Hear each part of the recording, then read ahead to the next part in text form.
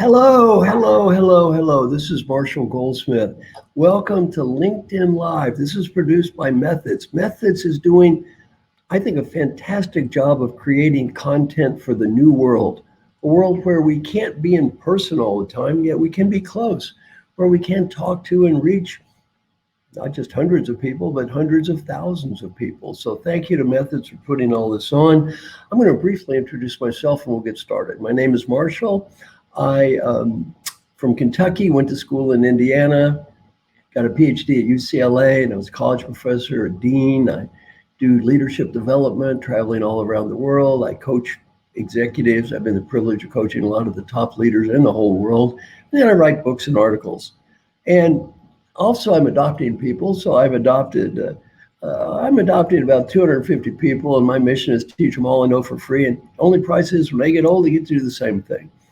When I came up with this idea, I was a little surprised when 18,000 people applied for adoption. So that's been amazing. And these are called 100 coaches. And one of them is going to be our guest today. His name is Michael Bungay Stanier. What a great guy. He has written a book called The Advice Trap. Now, Michael at Thinkers 50 was ranked as one of the top 8 coaches in the whole world of all types of coaches. He was also ranked #1 thought leader in coaching. So, I love your book. Your book is a very interesting combination. On one hand, I think it's profound, yet on the other hand, it's kind of paradoxical. It's very interesting, and the book is called The Advice Trap. And the Advice Trap is kind of a confusing title because we go, advice is good, advice is good. Right. Start with, what do you mean by the advice trap? Well, here's the thing to say right away, Marshall. Advice is good. What is this conversation if not a moment of advice giving out to the tens of thousands of people who are watching this? So we need to get that on the table right away. There is a really useful place for advice. It is kind of the currency of civilization. It's how we get smarter and wiser, for sure. What the advice trap is that default response we have of wanting to leap in and start offering up ideas and solutions and opinions and actions before we really know what's going on. And here's what I know. Even though I know there's tens of thousands of people watching this, and even though I don't even know who any of them are, I know that they are all advice-giving maniacs. Marshall, they love it. Somebody starts talking. They've never really met them before. They don't really know what they're talking about. They don't know the situation. They don't know the context.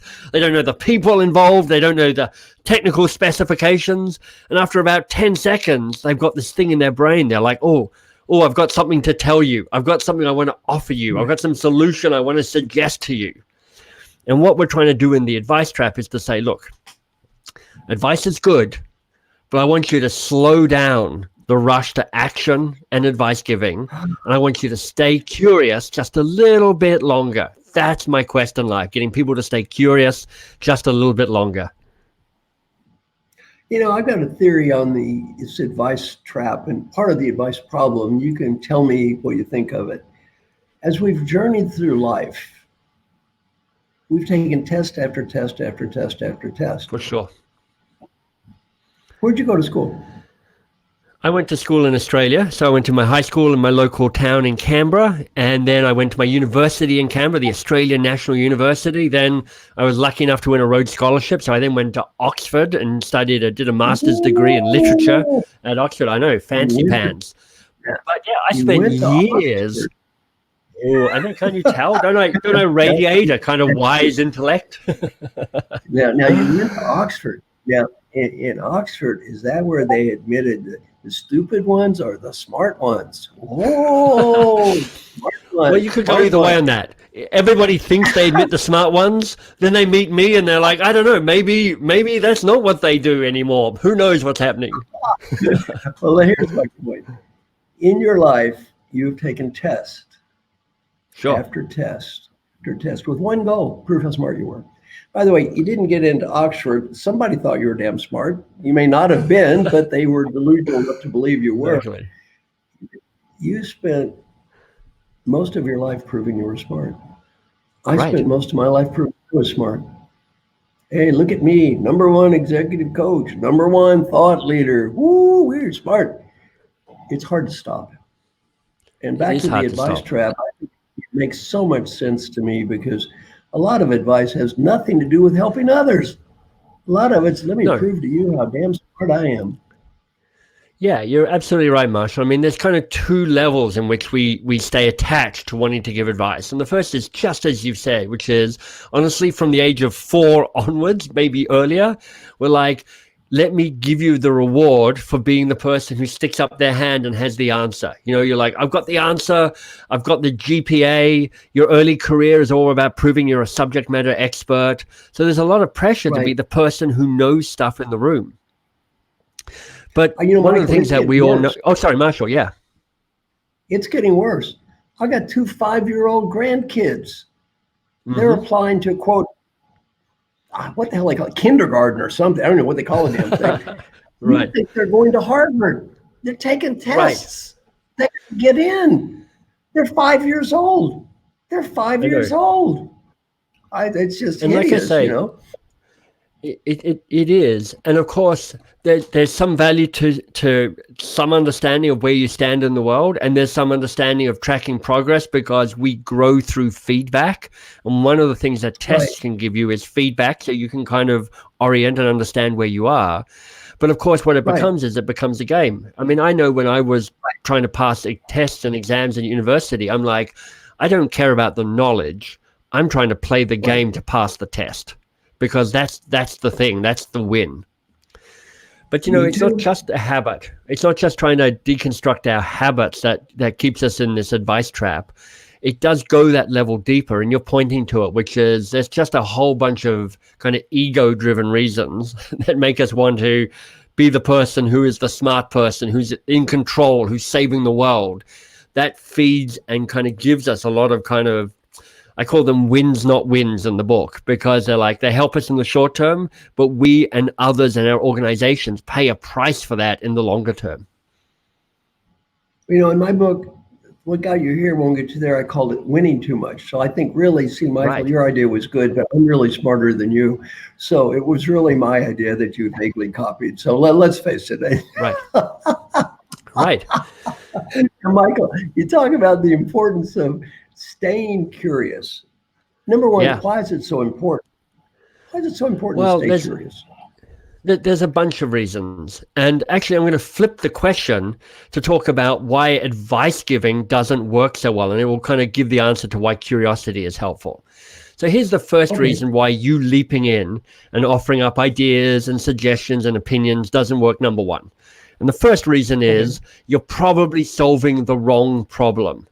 It is so easy to get seduced into thinking that the first challenge that shows up is the real challenge. And honestly, it almost never is. It's somebody's best guess. It's an early hypothesis. It's their stab in the dark. It's the first go at trying to talk about it. But really rarely is the first challenge the real challenge. But even if we just say for the sake of argument that somebody comes to you and they've got this perfectly articulated problem and it's the real thing and it's the hard thing and it's the thing that if you solved it would make the most difference.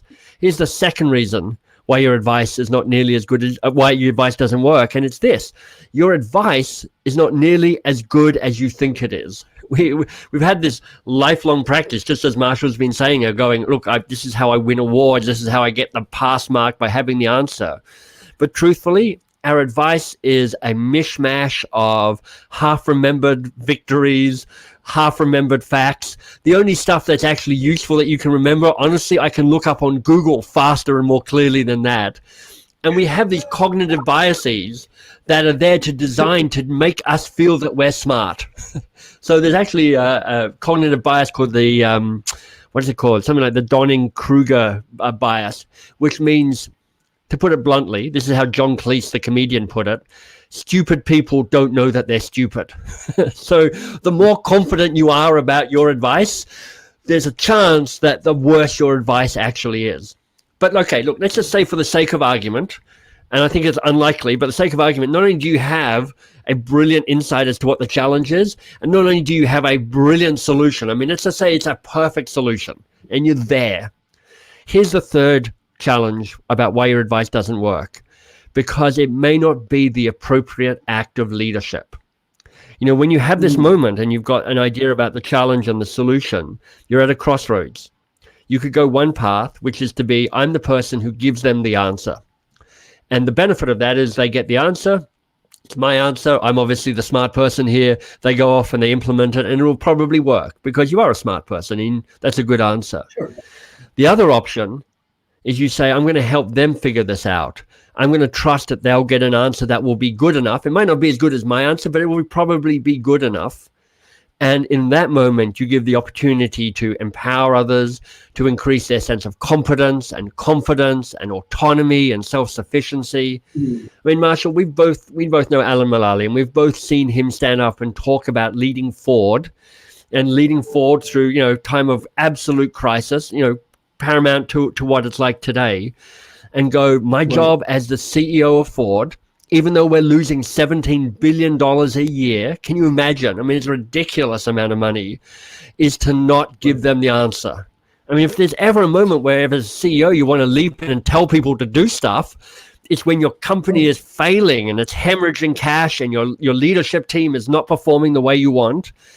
And one of the reasons he is a beacon and is revered as a leader and a CEO is in part because of his willingness to slow down the rush to action and advice giving, but really go, my job is to enable my people to come up with the answer and find the solutions.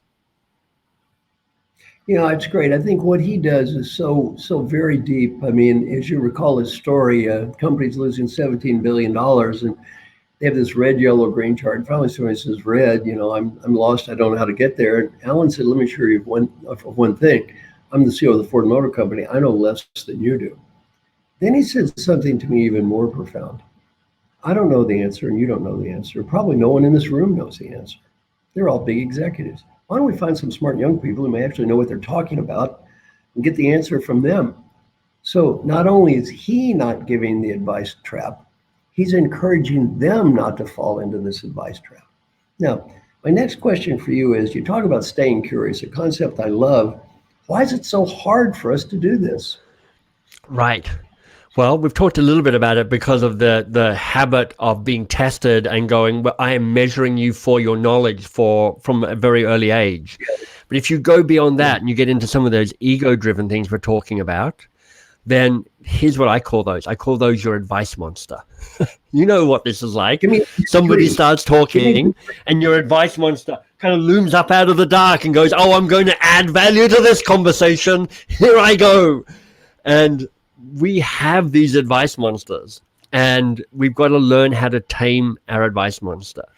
Now, here's why I came up with this idea of the advice monster, Marshall. 4 years ago or thereabouts, I published a book called The Coaching Habit, and it was really successful. It sold nearly 1 million copies. It's been the #1 book on coaching for this century, I guess.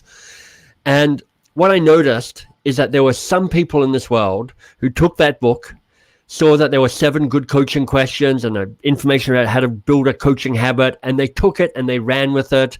They wrote out the questions on a card and they carried it around with them and practiced it, and they just incorporated it into the way that they worked, and they could see their impact in their leadership and their relationships changing for the good.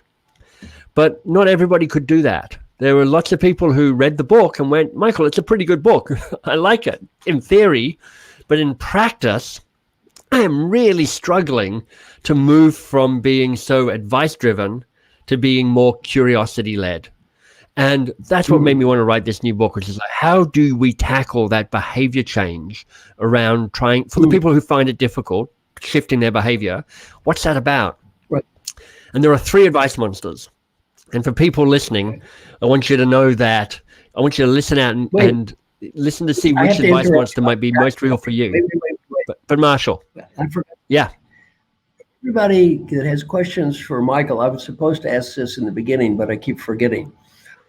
Please write them in the chat box and send them in, and then Justin will read us the questions. My apologies, Michael. I was supposed to do that, but I forgot. No problem. I know one of the questions is, how are 2 good-looking, so impossibly good-looking men like this on a chat at the same time? And for me, I can't answer for Marshall. He's just naturally beautiful. I've had huge amounts of plastic surgery. That's what's got me this far. But that's an aside. Let me talk about the 3 advice monsters. So 3 advice monsters, and you're going to hear at least one of those that really rings true for you. First advice monster is tell it. So till it has convinced you that the way you add value is to give advice. You need to have all the answers. You need to have all the answers to all the things. And if you don't have all the answers, you're going to fail. And not only are you going to fail, but everybody's going to fail. So that's the first one, which is like that drive to go, I should know this stuff. I should know everything. The second advice monster is save it. Save it has sat you down and convinced you that your job is to make sure that nobody ever struggles, nobody ever stumbles, nobody ever fails, nobody ever finds it difficult. Your job is to rescue everybody. And if anybody does struggle, then you fail. And of course, they're failing because they're struggling.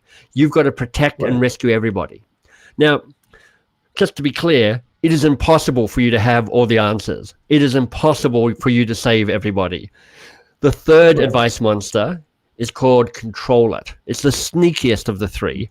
And it's convinced you that the way that you add value is to make sure that you maintain control at all times. Never give up control. Keep your hands on the wheel. Keep your fingers in the pie. Don't give up control. Don't hand over control. Don't invite others in to take control.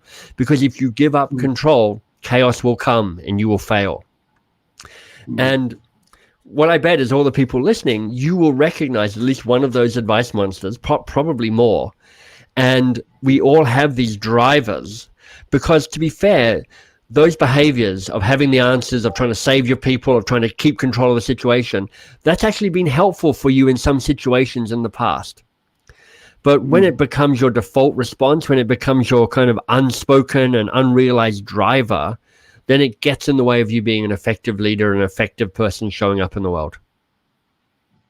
You know, I think everything you've just said is important for all leaders. I think the higher up you go, it doesn't become less important. The higher up you go, it becomes more important. One of my good coaching clients was J.P. Garnier. He was CEO of GlaxoSmithKline. I said, what'd you learn about leadership as a CEO of GlaxoSmithKline? He said, my suggestions become orders. And I said, if they're smart, they're orders. And if they're stupid, they're orders. If I want them to be orders, they're orders. If I don't want them to be orders, they're orders anyway. My suggestions become orders. For 9 years, I trained the admirals in the United States Navy. It was the first thing I teach your admirals. When you get that star, your suggestions become orders. Admirals do not make suggestions. When an admiral makes a suggestion, what's the response? Sir, yes, sir. And suggestion becomes an order. I asked JP, what did you learn from me as a coach that helped you the most as a leader? He said, you taught me one lesson that helped me be a better CEO and have a happier life. I asked him, what was that lesson? He said, before I speak, stop and breathe and just ask myself one question. Is it worth it? Is it worth it? And you know, Michael, back to your great book, I think really you make that point so well. Stop and breathe. Stop and breathe. Is it worth it?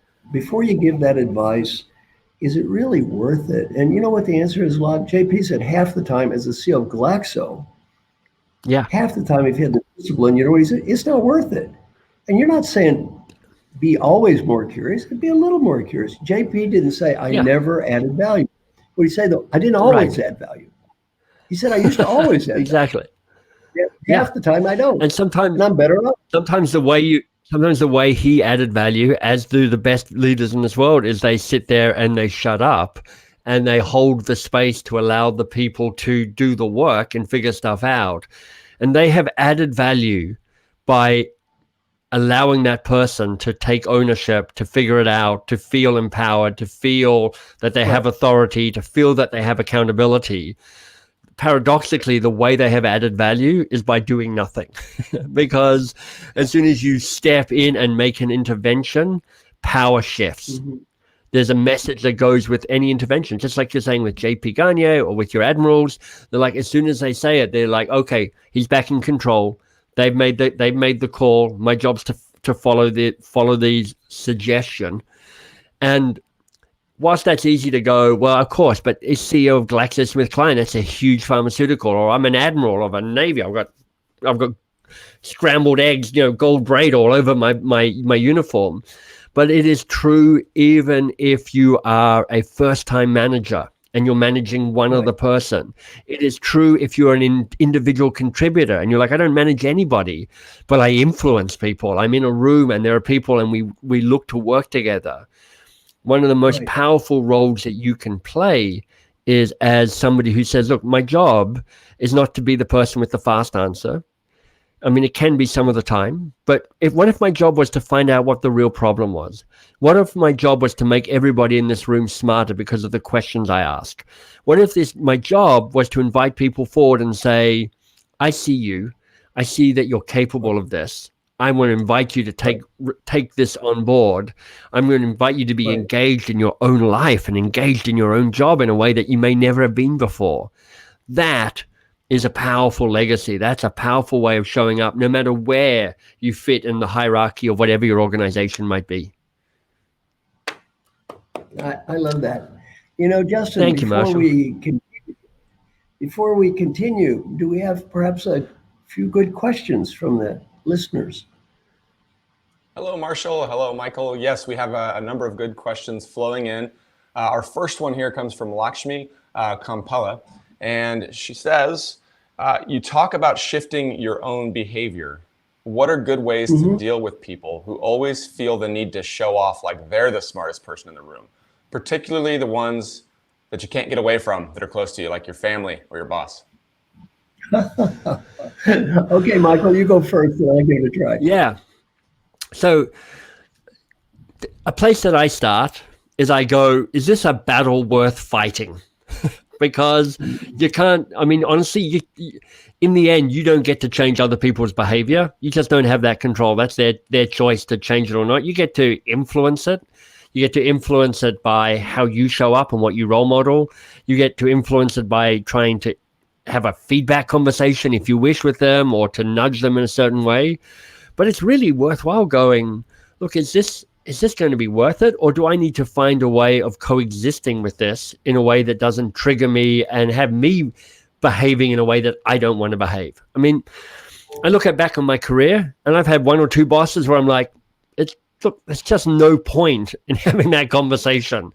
It's like, as they say, trying to wrestle with a pig. You're always going to lose and the pig walks away happy. You're like, so decide whether you want to wrestle the pig or not. And if you do want to wrestle the pig, if it is a relationship which is important enough and a relationship where you like, I think there's an opportunity for a conversation, then you get to choose to go, look, I can do it by role modeling, by being curious myself, but that may not be enough. And then it's like, do you want to have that conversation with them where you get to make a request of, this is how I'd like you to be when you're with me. Like, I love your ideas. Sometimes they're really useful. But what would be really helpful for me is if you asked me one or two questions before you gave me your ideas. What do you think, Marshall? What would you suggest? First, Lakshmi, send me an email, Marshall, with 2 L's at marshallgoldsmith.com. I'll send you an article called Influencing Decision Makers about this very topic. Or anybody listening can send me an email. I'll send you an article. And then Peter Drucker said, our mission in life is to make a positive difference, not to prove we're smart and right. Going back to what Michael said, if I need to influence Michael, and he's the decision maker, he's a customer and I'm a salesperson. You got to sell what you can sell. If I can sell it, I sell it. If I can change it, I change it. If I can't sell it and can't change it, let it go. If I can't stand it, I leave. If I'm not going to leave, I make the best of it. I'll send you the article about this. It sounds quite simple. I've made lots of money repeating this seemingly simple advice that Peter Drucker gave me over and over and over again. So, Lakshmi, a very, very good question. Very, very good question. Right. Question number 2, Justin. Okay, question number 2 comes from Jane Waters, and she writes, you often talk about, and this is directed towards you, Michael, you often talk about your favorite coaching question. What is that question, and why is it your favorite? Jane, thank you. I appreciate you knowing the work and setting me up with such a nice question. So my favorite coaching, I mean, I like lots of questions, but if I had to say this is my best coaching question, actually, I'm going to give you 2.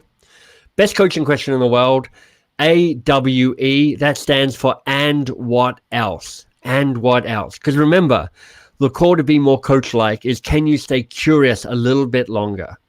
And if you could just add one question to your repertoire, and what else is a really great place to start, because and what else comes in with the insight that the first answer is rarely their only answer and it's rarely their best answer.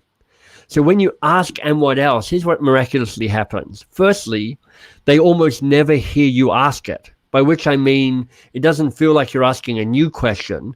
What you're doing is it's somehow you're just expanding the space for curiosity.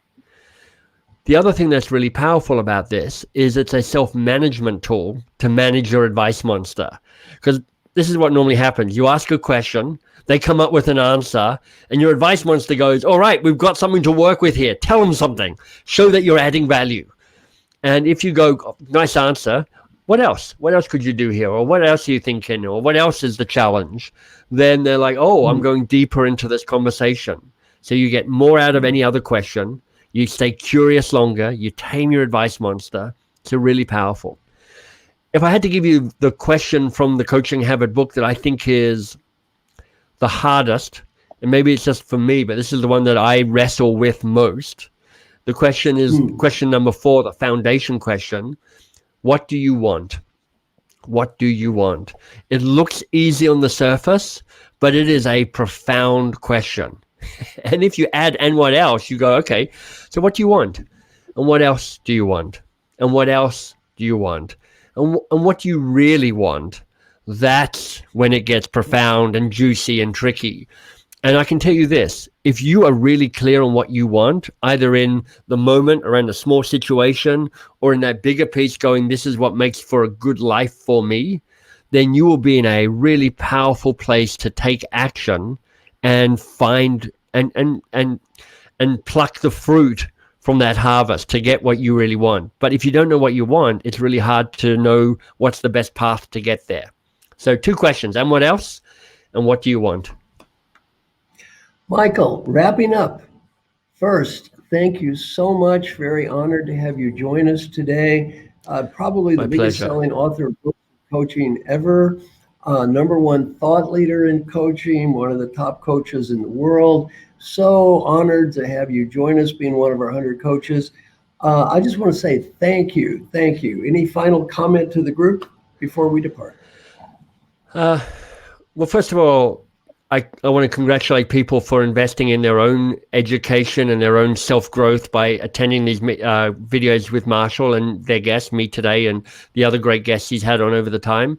You know, this confusing and discombobulating time is a tricky moment, and we are, lots of us, feeling a bit unsettled. And one of the questions that I'm sitting with at the moment is, who are my teachers? Right now, who are my teachers? And it's a really powerful question, because you've got some people who've served you in the past who may not serve you quite as well now. There are other people out there that you've yet to discover.